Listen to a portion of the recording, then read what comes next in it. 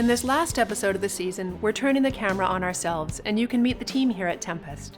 Kate Twa, Ronan Reinart, and myself, Jennifer Vincent. We'll talk about why holding space to practice creating and connecting is vital, and the potential pitfalls and joys of the growing motion picture industry in the Okanagan. Hello! Hello! Welcome to Wine with the Artistic Director. Wait a minute. Aren't I the... You're the artistic director. And You're Kate Twa. You pulled a funny on me. You switched. You see what she did? You're a fast very, one. very sly. All right. Ronan Reinart, hello. Hello, Welcome. Jen Vincent. Kate Twa, thank you so much for having me in your chair today. It suits you. May I pour you some wine? Yes, please. Yes. Excellent idea. All right. So we have this lovely giant head. Giant head. We have this lovely giant We head. have a giant head, Yes, wow. and we have it in a bottle. Yeah. So Giant Head's an estate winery in Summerland nearby, and of course this Sauvignon Blanc that we're having tonight. It's a beautiful area. It is. So it's a family-owned winery, and John and Ginny Lee Glavina run it. And interestingly enough, they run it in the shadow of the mountain Giant's Head, Yes. but that is not why it is called Giant Head. Why So is do it tell. called Their giant? surname is Croatian, and it means giant head. No. So isn't that a wild? And they That live on is- Giant's Head Mountain. Yeah, I've always been Awesome. confused, and I was doubting myself as to whether, I understood the name of the mountain correctly. But it is indeed possessive Giant's Head, and And that's correctly this non-possessive. is Glavina Estate Winery. And Jess Glavina, their daughter, has studied here at Tempest, too. Yes, indeed. So there's all Well, sorts of And John was giant, just here for a mass workshop, so it all comes full circle. A lot of giant head love. Giant Head love. Cheers. Indeed. Cheers. Cheers. Cheers. Thank you. Thank you. Thank you. Oh. Oh, that smells amazing. Oh, yeah. Light. Really nice. It's refreshing. That's really good. That's It's a really... good That's a summer s- afternoon by the Yeah. lake kind of. Yeah. Oh, it's coming up to summer, and we happen to have a few lakes around. couple. Whoa! That's Perfect. amazing. Amazing. It's almost like it's a perfect place to live. It Kind of kinda is. Isn't it? So, that's something I really wanted to ask you both. You shot your second feature film in the region here, Yeah. and it was not really on your radar originally, was it? How did you end up shooting the orchard here in the Okanagan? Wow. How did we end up? Well, we knew we wanted to shoot our second film, and I said to Ronan, just give me a tagline. Just give me something to work from. And Oh, that's right. That's right? right. Or I was yes. taking a script writing class or something like that. And he said, well, how about someone who inherits a property that they didn't expect? That's right, because I had a legal file some years ago on around similar lines. There was a young fellow from, I think, Idaho or someplace who inherited some property in the Vancouver area. Wow. And he wanted nothing to do with it. And it was actually a beautiful property. And he couldn't unload it fast enough. So I've inherited property Looks that way, yes. in Canada.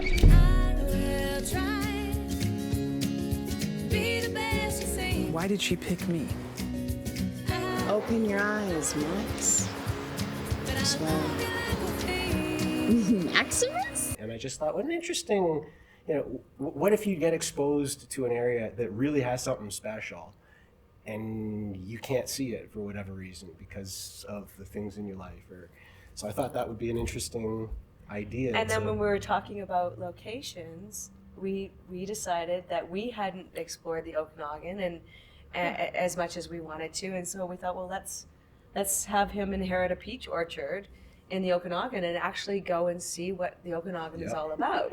And when she said that, one of the first things I did was hit Google Maps and have a look at the area just to get a sense of what was here. Had you been here before at all? I'd driven through, but whenever I'd driven through on the number 3. So I've gone through Karamias in that area, but I'd never been to like Lake Okanagan proper. Wow. And looking it up on Google Maps, one of the first places I noticed was Peachland. And I was like, there's a town called Peachland, and it's, just north of a town called Summerland. We gotta go. Like, this is Totally. And in our film, the character actually does change when the lead character, played by Matt Angel, actually does change when he comes to the area and meets the people, and we feel like we always joked about that we were living out our main character's narrative, because true. we were changing as we were filming. We Yep. were changing, we were falling in love, and we didn't know it at the time, but our lives were about to change immensely. Mm-hmm. You've seen an industry take hold and grow in a region before, in Vancouver, with the film industry there. So what's it like to see it happening here? Take Well, two. Yeah, here in Vancouver, I experienced the industry as an actor. I had a little black box theater as well, but at the time it felt quite separate, because I didn't fully understand how they could complement each other, and really needed to complement each other. So I watched. I mean, it seemed like in the 90s you couldn't leave the house without getting cast in something, and I don't know that was such a great thing, because it seemed to catch everyone off guard. From what I could see, I was trained in the theater, so walking into the film business, and we all just joked about the fact that if you wanted to get a part, all you had to do was mumble, and then people would think you're really good. It's profound. Wow. And then, so I mean that just goes to tell you, I mean, how some of it was kind of out of control. Yeah. And to watch it happening here, I'm excited to be involved in whatever way I can be and we can be, so that we can kind of watch out for things that, let's reach for this goal. Let's listen to the locals. Let's be more environmentally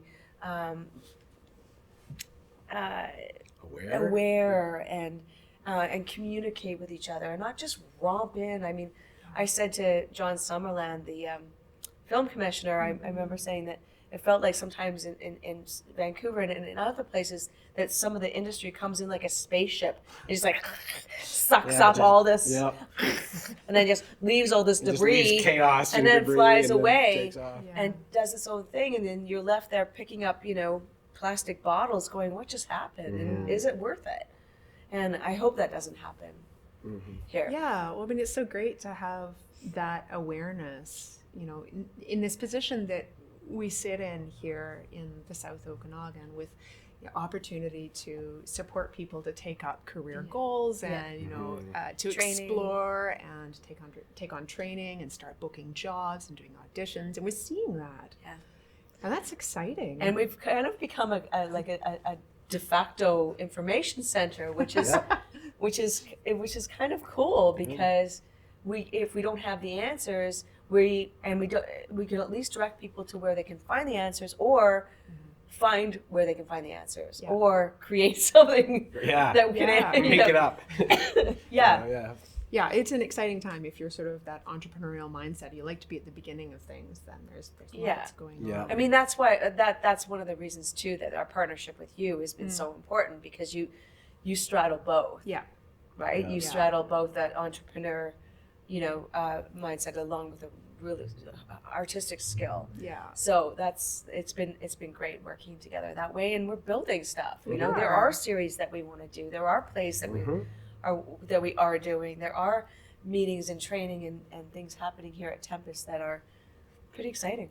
I'm constantly surprised, and I want to be surprised. Yeah, me too. By who comes through the door, or what opportunities are presented, and I know that it's kind of living your life in an improv, but it's interesting. It's very interesting. It's kind of great, because in improv, the rules are that you say yes and, you don't say no, you say yes and.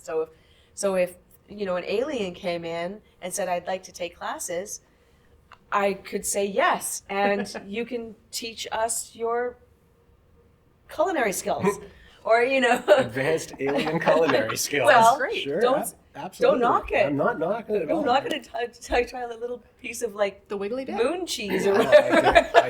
I can't wait. Lunar cheese. Lunar cheese. And on that, to that. Absolutely. Thank you, Jen. Thank you, guys. Thank you, Jen. Thank so you, much Jane. more.